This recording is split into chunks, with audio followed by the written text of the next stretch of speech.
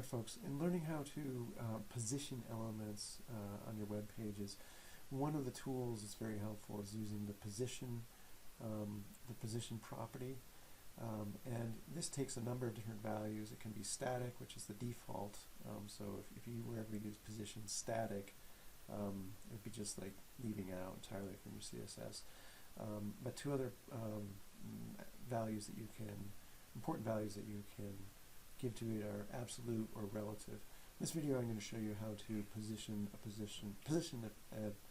an element absolutely. So if we put in position, here we have two divs. We have a div and then a paragraph nested inside a div. And so I've styled the div here, and then I've styled the paragraph here. You can see this is the div. It's kind of containing the paragraph by default, which I've given the paragraph, a background color of blue and some height and width. If we put in this paragraph now, position absolute, like so, it doesn't do anything, but then we can add an offset, like a left offset of, say, 1px, and then a top offset of 1px. And you can see that it's pretty much traveled to the very top of the browser window. And this is actually how it works. We could put it here, say, bottom 1px, and right, like so, and now looks like it's disappeared off the screen. Well, actually, there it is, right here. So these offsets, you can make top. You can use top, right, bottom, or left offsets to position the element.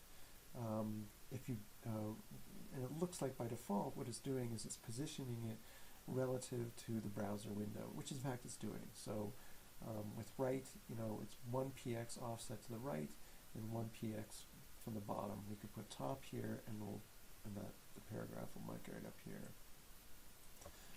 like so, and that's what it's doing, right? So this is how the absolute positioning works.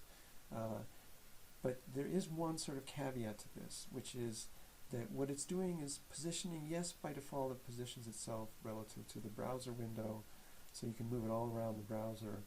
But if it's got a parent element that is itself positioned absolutely, then it will position itself relative to that parent element. So, for example, if we put in here position absolute, which is the parent element of the paragraph, and let's take out this stuff for a second. The default position, of course, is just right up here on the top left. But now if we give it an offset, say maybe 10px, or left 10px, notice that it's moving here relative to its parent item. And then we could put in maybe top again, top. It's going to move down a little bit. It moves down here. So it's doing it, it's positioning itself relative to the parent element that has itself been positioned absolutely. Again, if we take this out though, it'll then start positioning itself relative to the next parent element up in the hierarchy that is itself absolutely positioned. If that doesn't exist, it positions itself relative to the browser window. So watch when I take this out, it moves up here. So that's basically absolute positioning in a nutshell.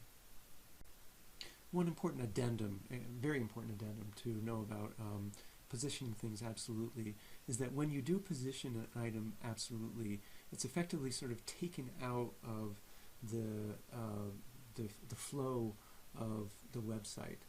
It becomes, in fact, when you position something absolutely, the element becomes invisible to other elements in your web page. So, for example, I have here 3 divs, right?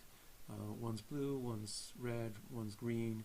I actually put a little opacity property here so that you can actually see through the elements to see other elements.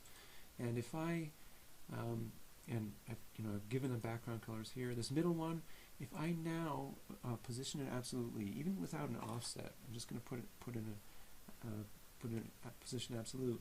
Notice that the green box, which was below it, all of a sudden just moved up. It says the green box really no longer sees the red box. It's become invisible to the green box, and that's what position absolute does. So we can toggle this back and off.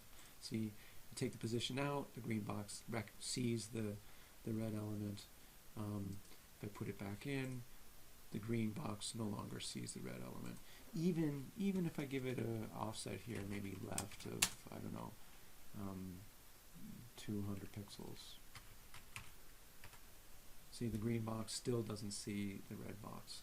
So keep this in mind, because this behaves very differently than relative positioning, where elements, even when you position something relatively, the other elements in the website see it. We continue to see the elements that have been positioned relatively, and I'll demonstrate that in the next video where I show you relative positioning.